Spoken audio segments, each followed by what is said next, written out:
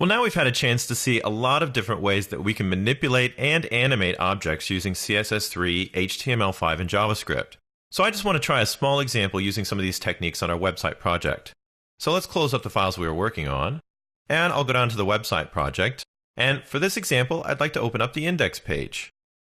Let's bring it up in the browser, and we'll pull it up in TextEdit as well. In our earlier lessons, we made some changes to this picture to give it a nice drop shadow and have it stand out on the page.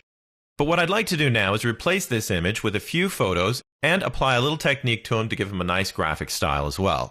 Let's get started back in our index page by swapping out that image. I've actually got some smaller images located in our images folder. Down here at the bottom, we have our Golden Gate Small, which is a PNG. And we've also got a Chinatown Small image. And I'm going to use the Market Street Car image because that one also is the same size. So we'll swap out the Golden Gate one first. I'll just change the path on this one to Golden Gate-SM for small. And it's a PNG instead of a JPEG, so we'll have to adjust that as well.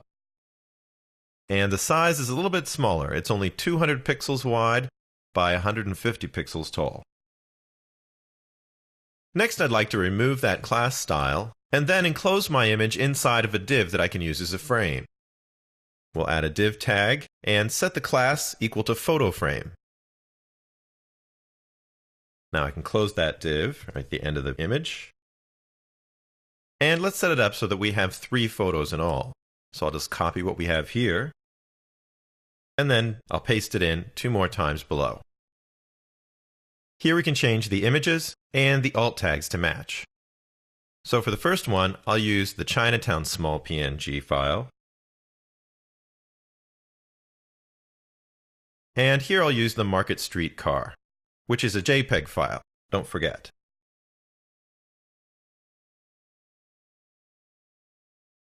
And lastly, I'd like to enclose the entire set of photos in an area that we can style as well. So let's add one more div.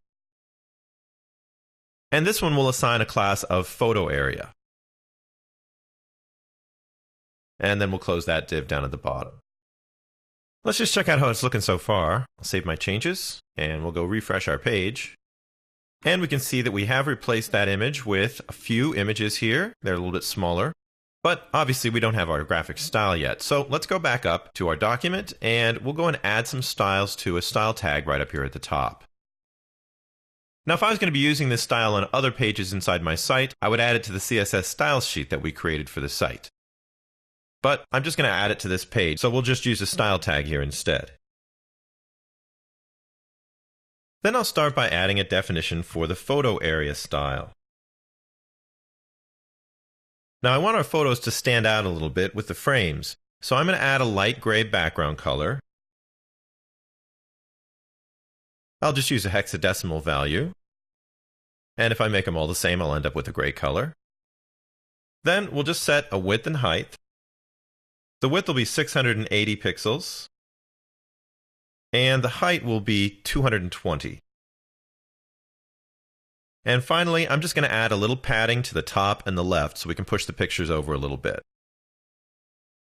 We'll add 30 pixels for the top padding and 10 pixels for the left. Next, let's add a style for our photo frame. The first thing I want to do is float it left so that all our photos line up. Then let's set some padding so that we actually get a frame to appear. I'll use the shorthand, and we'll set all of them to 10 pixels except for the bottom. So we'll put 10 pixels for the top and left, 30 for the bottom, and 10 for the right. And then let's give it a background color of white. Now let's save our changes and see what that looks like. I'll refresh the page, and there we can see our light gray border area. And here we can also see the white border around our pictures, although they're still just stacked up next to each other. But they are going from left to right now. Now we are ready to add a little special graphic touch with our transform functions. I'm just going to rotate each one of these pictures a little bit, and then give it a drop shadow to make it look like a real natural photo. So let's go back to our document and set that up.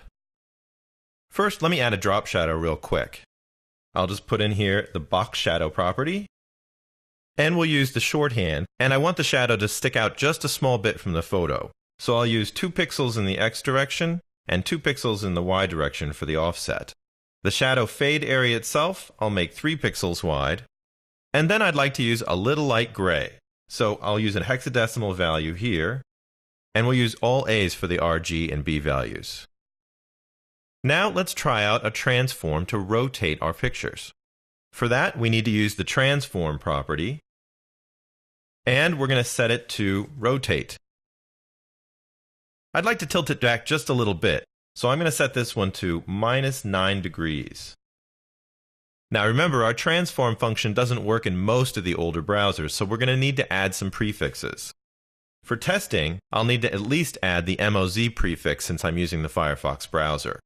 So I'll just copy what we have here and paste it in and add my prefix.